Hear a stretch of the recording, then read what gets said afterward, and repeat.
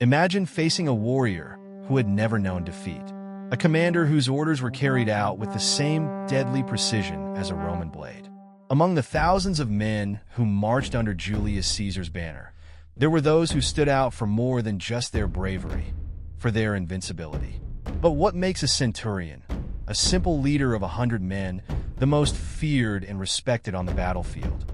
You might think that Rome's strength lay in its legions. But what if I told you the true power came from a select group of centurions? Men who shaped Caesar's victories with their relentless strategies and unwavering courage.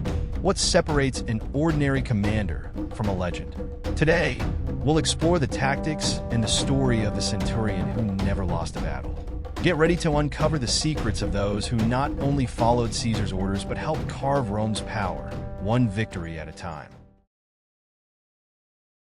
To understand what made a centurion invincible, you need to go back to the beginning of these warriors' journeys. A centurion wasn't born into a command position. He earned his place through courage, discipline, and above all, leadership on the battlefield.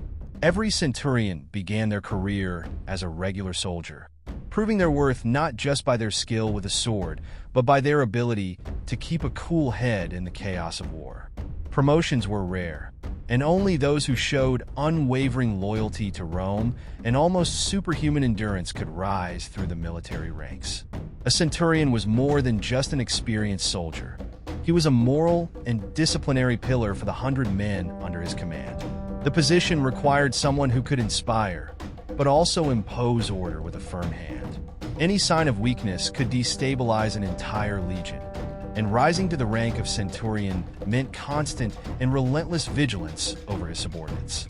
Roman discipline was legendary, and centurions were its main enforcers, punishing disobedience with a brutality that was often necessary to maintain the army's rigor.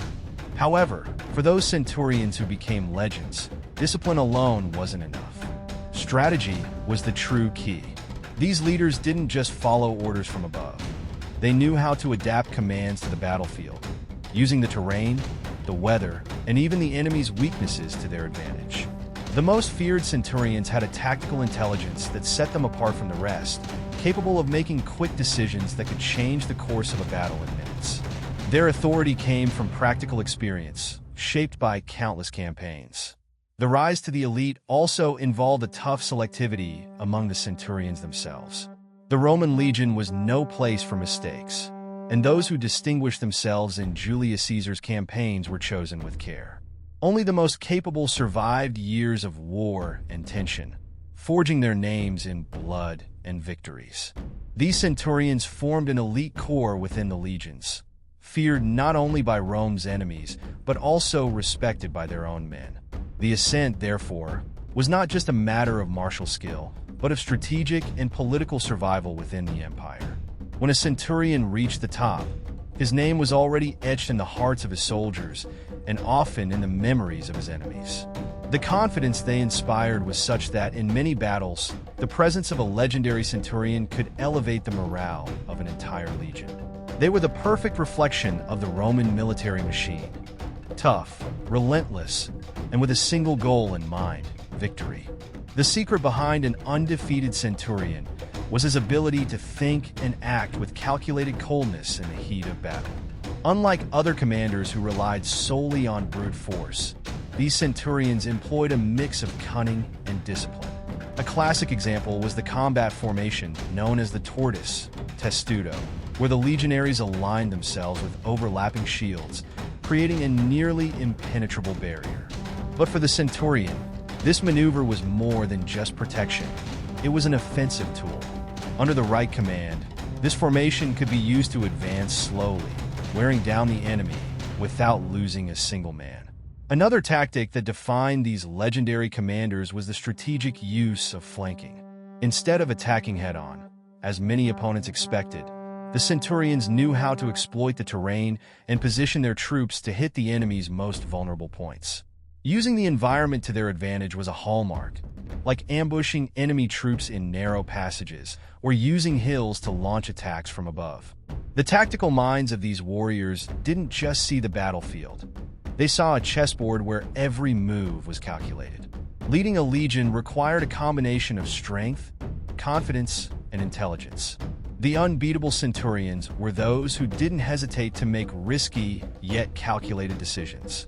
They understood that sometimes victory required sacrifices, but those sacrifices were never in vain. Every life lost had a purpose, and every decision was made to maximize the chances of success. It was this mindset that set them apart from ordinary commanders.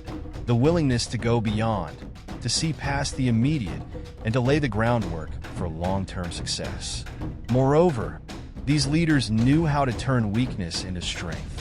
When faced with numerically superior armies, the centurions employed divide-and-conquer tactics, breaking the enemy into smaller groups that could be more easily destroyed. They manipulated fear and disarray within enemy ranks, creating chaos where there had once been order. The true power of a centurion wasn't just in his sword, but in his ability to control the flow of battle and dictate the terms of conflict. These unbeatable tactics not only secured victories, but also built reputations. Rome's enemies quickly learned to fear centurions who never lost.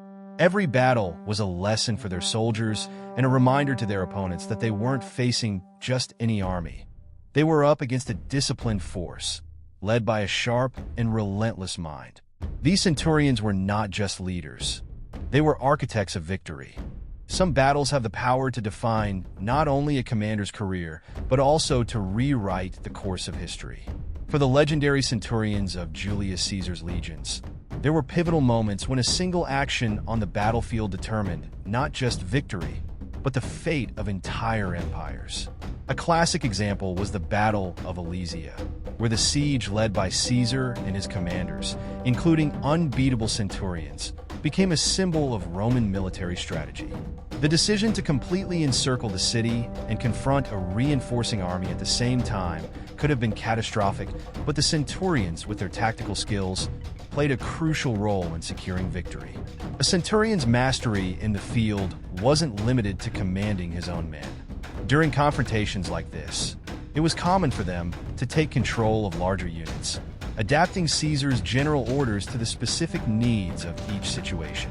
The Siege of Alesia, for example, required perfect coordination between defense and attack, and the centurions were responsible for leading the execution of these maneuvers. Their quick and effective decisions, made amid the chaos of battle, ensured that the overall strategy remained solid, even when faced with unexpected challenges. Another factor that made these battles memorable was the willingness of the centurions to lead by example. In Alesia, as in many other confrontations, these leaders were always at the front lines, fighting alongside their men, which not only inspired the troops but also instilled confidence in them. This proximity to danger meant they understood the real conditions of the battlefield better than any distant general. Their ability to respond quickly to any threat while remaining strategically focused was what made the difference between success and disaster. These epic confrontations demanded more than physical strength. They required mental resilience. The centurions who never lost a battle were those capable of handling extreme pressure without giving in to impulsiveness or despair. The key was staying calm amidst the chaos, maintaining mental clarity while the world around them seemed to crumble. Every battle was a trial, and those who emerged victorious gained a reputation that would transcend the war itself. Through these battles, the centurions not only solidified their status as invincible warriors, but also shaped the future of the empire. Their victories were not just individual achievements. They were building blocks in the expansion of Rome, and each successful campaign under their command meant more land, more power, and more influence for Caesar's growing dominion. The invincibility of a centurion didn't come solely from his physical strength or strategic skill. What truly set them apart was their deep understanding of the psychology of war. A leader who never lost a battle knew how to use fear to his advantage, both to inspire his soldiers and to intimidate the enemy. The battlefield wasn't just a place of physical conflict. It was also a stage for mental games. A legendary centurion understood the power of perception. He knew that if his soldiers believed in their invincibility, that belief would become a weapon as effective as a sword. For his men, the centurion was a beacon of courage and stability. His presence on the battlefield conveyed a sense of security, almost as if victory were guaranteed simply by his being there. This confidence radiated throughout the unit, creating a disciplined and focused army, where every soldier knew that failure was not an option. But this leadership wasn't based solely on inspiring speeches.